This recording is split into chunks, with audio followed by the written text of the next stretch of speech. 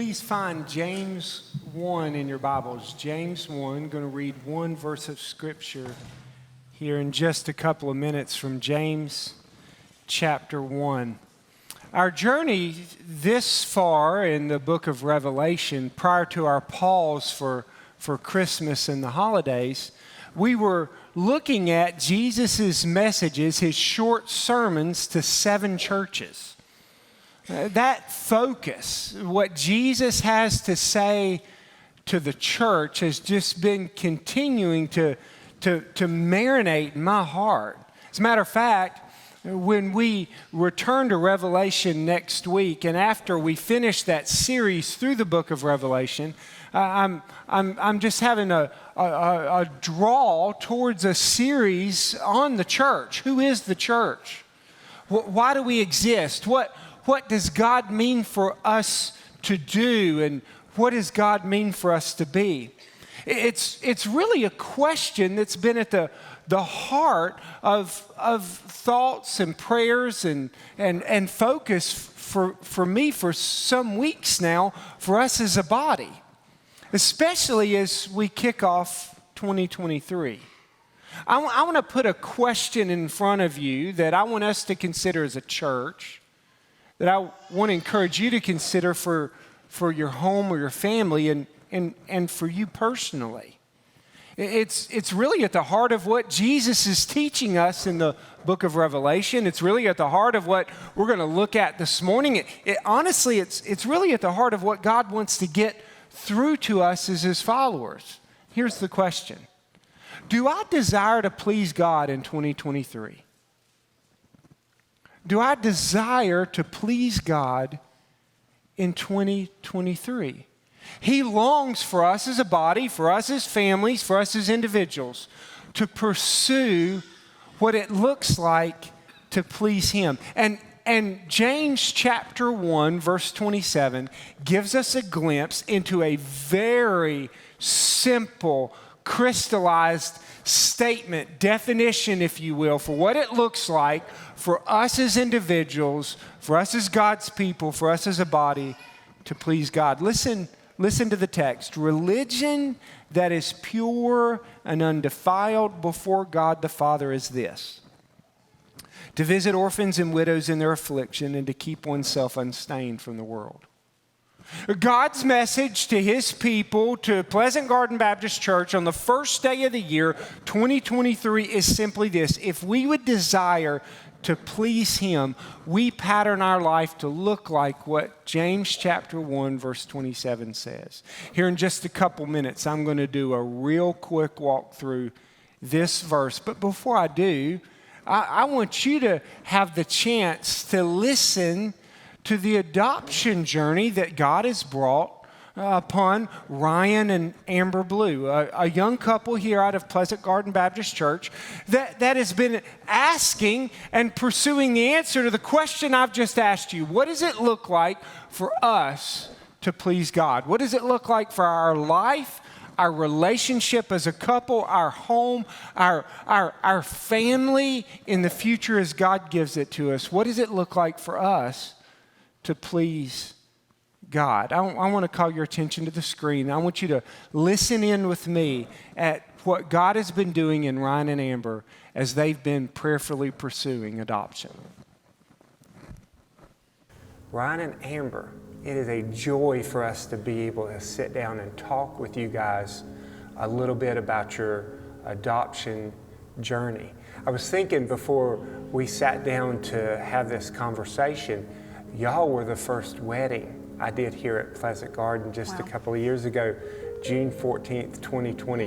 2020 was a crazy year, wasn't it? Very much. Yeah, so I want to thank you up front for taking the time to share with me and with our church family some of the journey God's had you on over these last couple of years as you've arrived at this point to pursue adoption. And I'd love for you to share with me and with our church what prompted y'all to take this step to pursue growing your family through adoption with Christian Adoption Services? Well, I guess I'll kind of start by telling you my story, my personal story. When I was 18 years old, I had I was in a car accident, and I basically was broken in half, and my hips shattered, and my tailbone was shattered. So I've always wondered if I could, conceive on my own. But so when we got married, I started going to specialists and doctors and doing tests and all that good stuff to find out if I could have a kid by myself.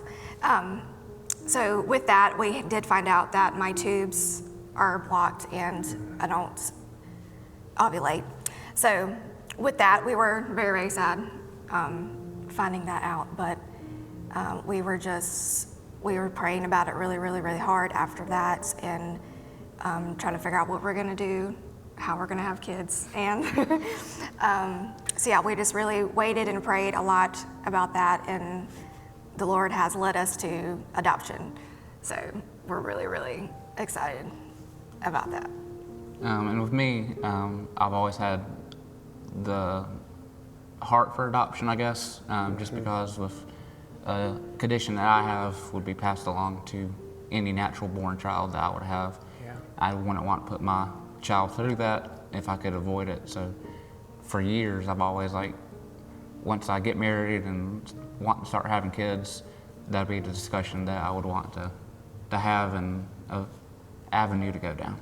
And I'm sure some of our folks know what you mean by that, but would you mind sharing with the rest of us what you mean by condition that you would? Me and my mother have a genetic condition. It grows tumors throughout our bodies, and it varies on case by case of the worstness and the progression of the disease. So there's a lot of unknown. And like I said, I've always would want to avoid that at all costs if I could.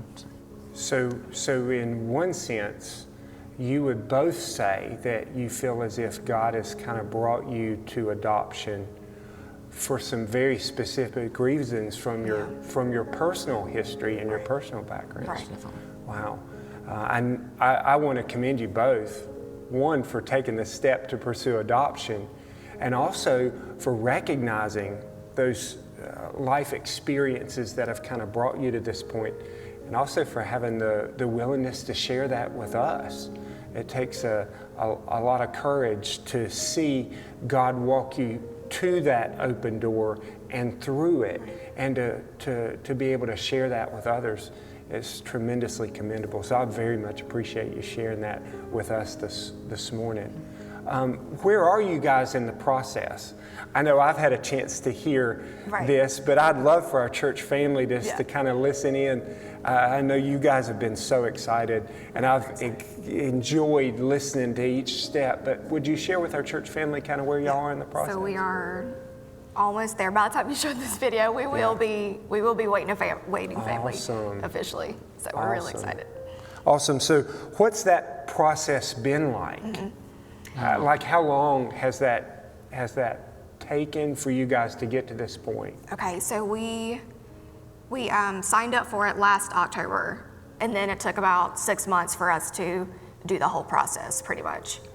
But it hasn't been that easy. Just waiting and being patient really was the hardest part. This one over here is not that patient. But God's going to work it out. Just about a year and a half. Right. From the beginning of y'all entering into that process. That's a lot of layers in a good amount of time. I think that would test even the most patient person's patience. Yeah, and I speak from one who's probably a little bit like Ryan and has my moments. For sure. Yeah. What do you feel like as you kind of step back at this point? You guys are anticipating within the next week, the next calendar week, awaiting to be matched. What do you feel like God's taught you each individually, most specifically over this year and a half journey? But really not just the year and a half journey, because that's when y'all decided to pursue adoption. Right. You've been working in the direction of this prior to taking that initial step. What do you feel like God's taught you, Amber? Patience for sure. So one night I was driving home really late, and I was listening to Caleb, and they had this podcast on there, And I never knew that they even did podcasts. So it was like late at night, so 11, 12, 30. And I was listening to it, and I was just pulled in my driveway, and I was like listening to it, and it was about adoption. And this one thing that stuck out to me, she said, it's not a child for a family, it's a family for a child. And it just really got me thinking too that you don't want to be like you don't want to be selfish. You know, we're not having our kid of our own. You know, this is completely different. It's completely different process, and it's just a lot. It's a lot. You have to think about the birth mom. Like they're in the picture too. We did put in our portfolio that we're working on right now that we don't only promise to love your child, we promise to love you as well. And that's just really big, that you have to consider her in the picture as well. Even though as they're growing up, you have to, talk about her, because they're going to ask questions. As they get older and older, they're going to be asking more questions and more questions. So you really want to have them conversations with them. What about you, Ryan? That there's good in waiting. I know it's Yeah. hard for me to realize sometimes because I'm probably the world's most impatient person. But there's good in waiting. And then every mountain that I saw on the way, God moved it and made it clear that this is going to happen, and this is what I want for y'all. And just knowing that and realizing that at the end of this, it's all going to be worth it. The headaches that we thought through paperwork and stuff, it's all going to be worth it. And my grandpa always used to say that Rome wasn't built in a day.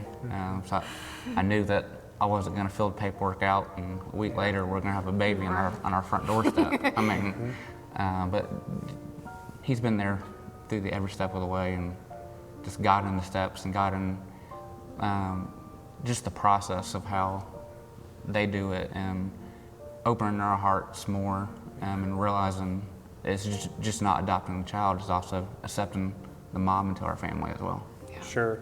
And what you guys are sharing with me today and with our church family is so important, that we hear the lessons that God longs to teach us in the waiting room, because there's so many steps that God's preparing you for to become parents that will bear fruit years and years and years down the road.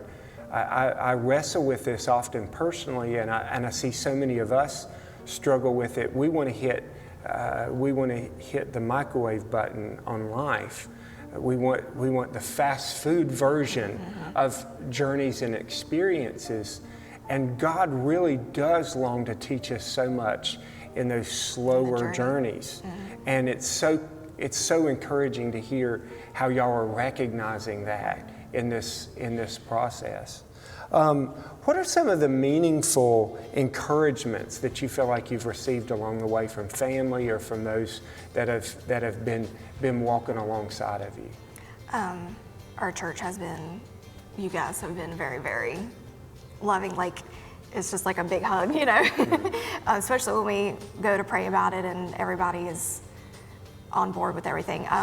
So this will be my mother's and my dad and my stepdad's. This will be their first grandchild, so they're very, very, very excited. It'll be his second grandchild. They're his parents. So everybody is very on board and accepting of it.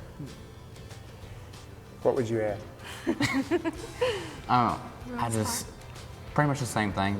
I think our family and then extended family has been there through us every step of the way, and praying right there with us, and helping us out when we needed the help, and just mending the gap that needed to be mended. Right. Our neighbor even, we had our neighbor fill out we had to do 3 letters to send in that wasn't family. So we even put her neighbor down, and we didn't get to read them, but but yeah, everybody's on board and excited. That's cool. So what would you say to that couple that's maybe on the fence? Perhaps it's a family, they have some of their own children, but they've been debating, do we go down the road of adoption? Maybe it's another young couple fairly new in their marriage, but they've begun to wrestle with those questions: do we adopt, or when do we adopt? What would you say to that couple that's watching today from what y'all have been through on your journey? I would just say pray about it for sure. That's what we did. We prayed for probably a year or more to figure out what we were going to do. What would you say to that dad, particularly maybe that one who's natured a little bit like you on the impatient side of things, like you've shared with us this morning? What would you say? What would you say to that dad? I mean, definitely just pray that God gives you that patience that only He can give, because I know I don't have it in me for any situation. But just pray that God gives you that patience and gives you that understanding that He's there. He knows the process. He knows what the plan is going to be, and just know that as long as you're praying and you know that God's there, that any situation will come to a good resolution. Right. Amber, anything else to add to that? God just was like, it just threw in our face, like, this is what I wanted for you guys. What I so appreciated as we chatted all along this road with you guys, when our church took the step we did to invest in adoption, and we will invest in you guys. Y'all will actually be the first that our church will be able to partner with. Yeah. And we're so thrilled to be able to do that with y'all. When we first started talking about this decision for you two, I've watched you both come to each one of those moments and wait and pray. And then as God opened the door, you went through the door. Right. And I think there's so much wisdom put on display in how y'all have approached that would be so important for any of us to hear as we come to those crossroads moments in life, whether it's a step of adoption or foster care or something else that requires our prayerfulness and our patience. What I've watched you both display is a seeking of God's direction, a willingness to allow Him to set the timetable, so to speak, and then a diligence just to continue to pursue all the way through to where you guys are today. And I know there's going to be a lot of people excited to see what God does as your family of two becomes 3 or more. I know. You never know. We'll see what God's up to. Thank you so much for taking the time to share with us today. And again, we're looking forward to what God's got for you next. Church family, thank you for joining in.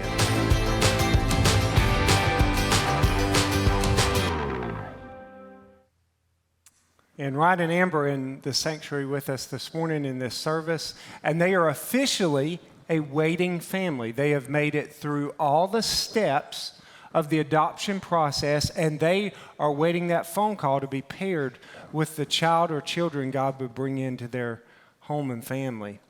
It has been such an encouragement to watch God grow them while they've continued to do exactly what they said on the video. They sensed God leading them down this road, and they've just walked through open doors obediently. They've desired to please God, and they've taken steps of obedience to honor Him. It's really at the heart of what the text invites us to see this morning. I want to do just a couple of minutes where I just allow this one verse to just speak to each and every one of us about what it means for us to pursue pleasing God. I want to read the verse one more time. James 1:27. Religion that is pure and undefiled before God the Father is this: to visit orphans and widows in their affliction and to keep oneself unstained from the world. Here's what the text reminds us of. First of all, we can please God in our faith. Religion that is pure and undefiled. Religion that honors Christ. A faith that receives His commendation. That God would recognize and go, that is exactly what I desire. That's what I long for from you. That's what I want to see you do. I want to see you live that out. I want to see you flesh that out we can please God in our faith. It reminds me of Hebrews chapter 11. It's impossible to please God without our faith. Man, so many moments that you heard just a couple of minutes ago in that video that I've had a chance to hear firsthand all along the way of God taking Ryan and Amber through a process of patience and prayerfulness and waiting and pursuing that have ultimately given them the opportunity to be on the brink of honoring God in obedience through this step of adoption. But that story, that journey can be paralleled in so many other ways. God longs for us as his children to continually pursue pleasing him. And then he defines what it looks like to have a faith that pleases him. If our faith, our obedience, our walk with Christ, our relationship with him, our honoring of him through others, if that can please him, what gets so beautiful and so simple about this one statement from James is James tells us exactly how. I want you to notice two other observations fairly quickly from the text. God is pleased when we care for those on the margins. God is pleased when we as his people care for those who are on the margins. The verse says it this way: religion that is pure and undefiled before God the Father is this, to visit orphans and widows in their affliction. Now, we need to remind ourselves in James's day, in the culture of the first century church, it was a little bit different context for those who were widowed or those who were orphaned. Certainly not in any way to minimize the challenges of those who are without parents or to minimize the challenges of those who have lost a spouse. In our culture, we have landing places like Baptist children's homes, for instance. And one of the ways our church honors the pursuit of pleasing God in caring for those who are on the margins is our regular, generous investment with ministries like Baptist Children's Homes right here in our own state. And we should be grateful that there are places like Baptist Children's Homes that support little ones who have been either mistreated or neglected or have found themselves in a spot where they don't have a home or family to call their own. And ministries like Baptist Children's Homes come alongside. We should be so grateful that in our culture and context, even for those who've had to say goodbye to a spouse, that our context financially and our culture allows for different ways of ongoing provision that many are able to tap into. In James's day, in Jesus's day, in the culture that he was writing to, those types of organizations, those types of ministries did not exist in the same way. If a widow found herself without her husband, she didn't necessarily have access or opportunity for a job. She may or may not have extended family that could provide care and compassion for her. So James says pure and undefiled religion is noticing her need and coming alongside it. And James says to pure and undefiled religion is recognizing the need, the burden, the brokenness of that orphan and coming alongside of that orphan. So for us as God's people, 2,000 years on the other side, God continues to say to us individually, to us as homes and families, and to us as a church family, we'll please God when we recognize those who are on the margins, those who may have been isolated by circumstances or difficulties, or those who may have experienced loss. We'll please God when we as God's people recognize the opportunity to come alongside and to minister. So for us as a church, that takes on a bunch of different forms. A couple of years ago, we as a church family set aside $25,000 for investing in couples and families just like the Blues as they pursue the route of adoption. I know there are some in the room that are aware of the complications and the costs of adoption. But for an average family that would pursue adoption and bring just one child into their home, the cost can exceed more than $40,000. Think about that.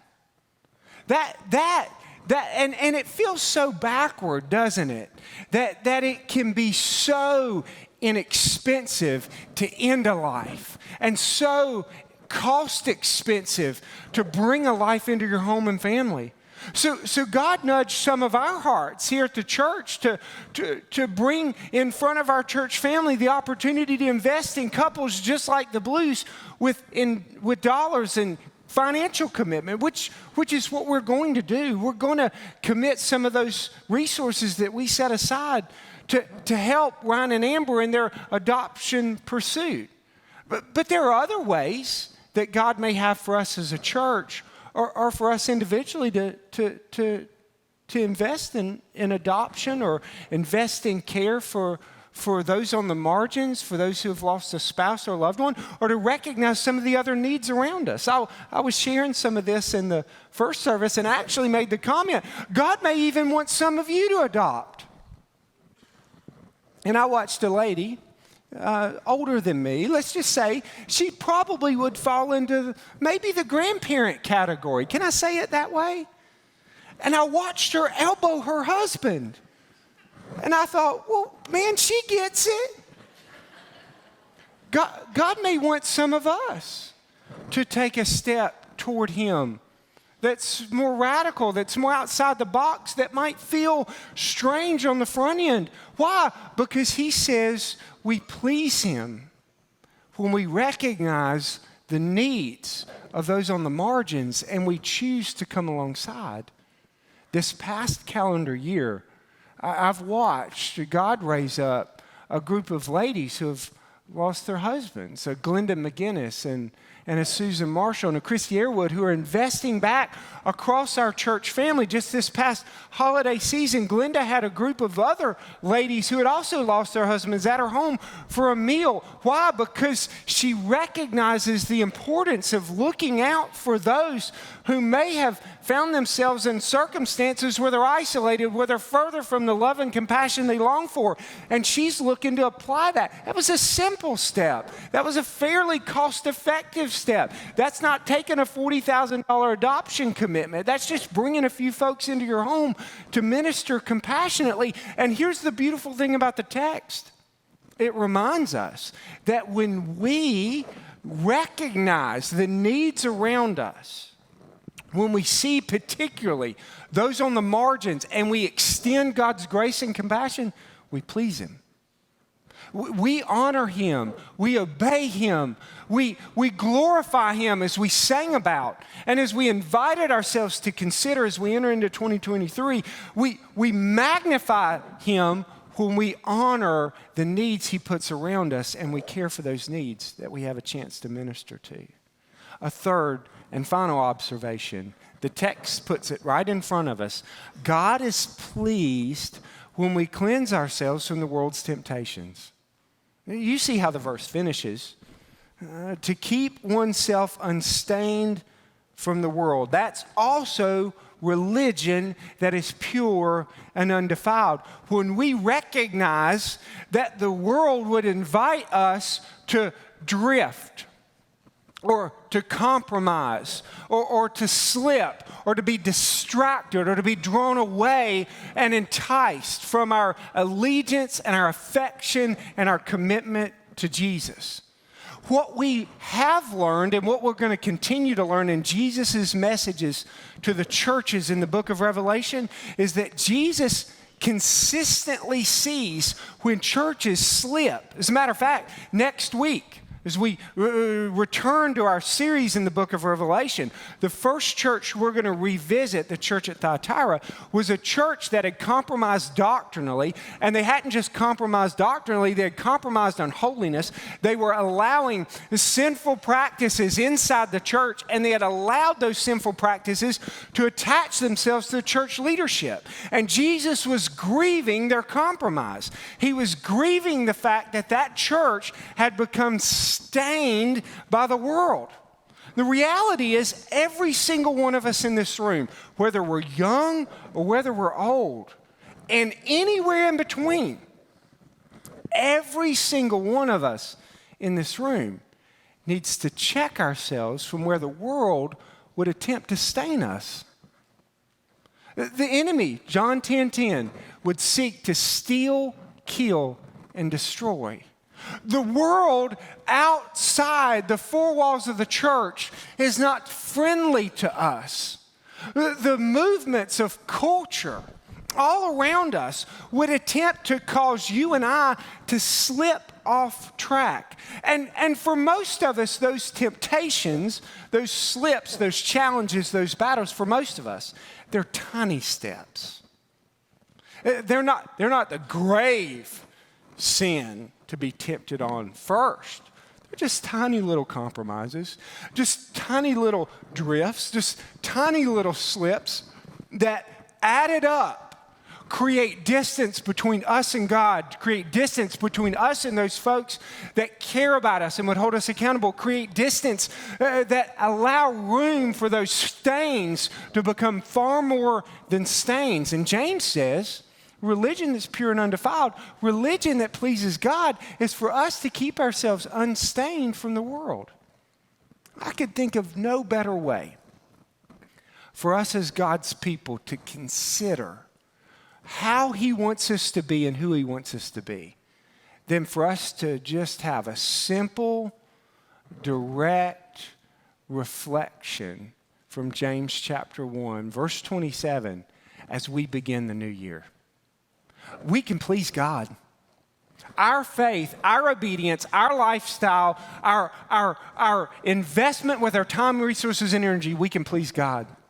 And we please Him when we care for those who are on the margins. And we please Him when we keep ourselves away from the temptations and the tendencies of the world. Brian Beasley, just a few minutes ago, mentioned about resolutions. And I don't know where you fall on the spectrum of resolutions. I generally don't do resolutions because I'm generally not good at keeping the resolutions I decided to resolve to keep. I don't know if there's anybody else in the room that's kind of like that. I know resolutions are a big deal for some folks. As a matter of fact, I was talking to one of our students last night. I came over to the student ministry party, New Year's Eve party. Y'all, I was reminded I'm not as young as I used to be when I was here at the party. Again, Tim, I don't think it was that funny.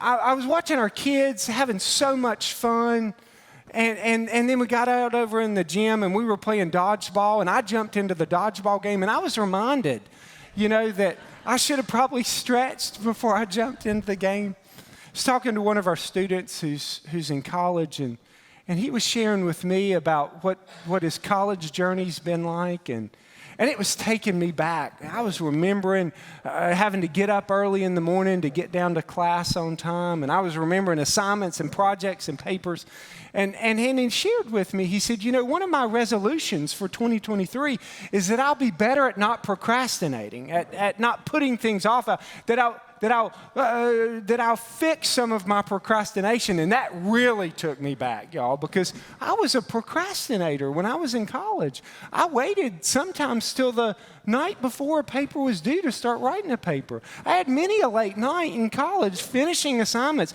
I had 1 or 2 nights where I was up all night finishing an assignment. And then I got married and I realized that's not how my wife operated.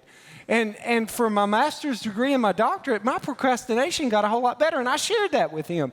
I said it was relationship changes that changed a lot about that procrastination pattern with me, but it got me thinking,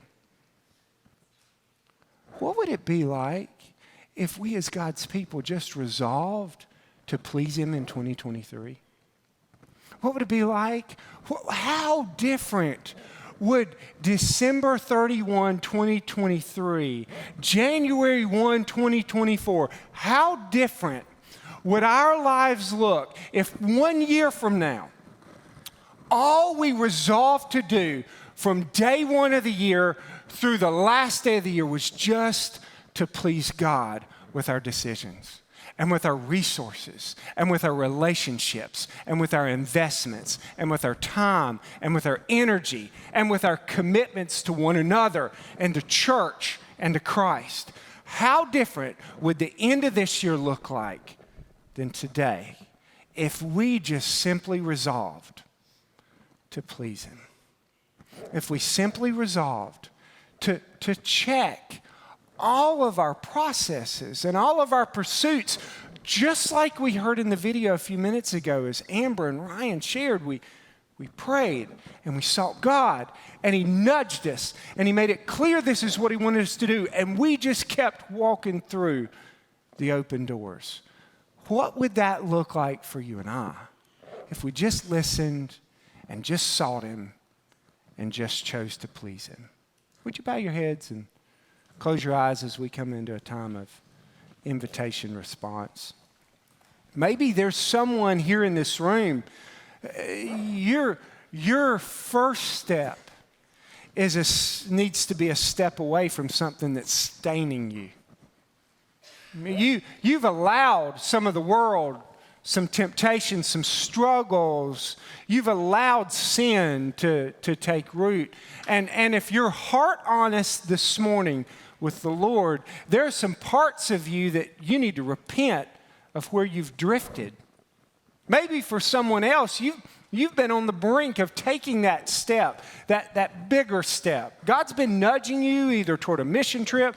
Perhaps God's been nudging you towards a step like adoption. Maybe God's been nudging you to a more radical step of obedience, and you just needed to see a testimony of what it looked like to keep walking through open doors. Perhaps your step toward Him to please Him beginning today needs to be, yes, Lord, help me. Give me courage. Give me patience. Give me strength. But you've been whispering in this direction and have been putting it off. I'm going to take a step towards you in obedience. I don't know all the journeys represented in this room, but here's what I do know. God desires for us to please Him, and He makes it clear for how we do it, and He invites each and every one of us this morning in our walk with Him to just pursue His joy in us for our obedience to Him. Father.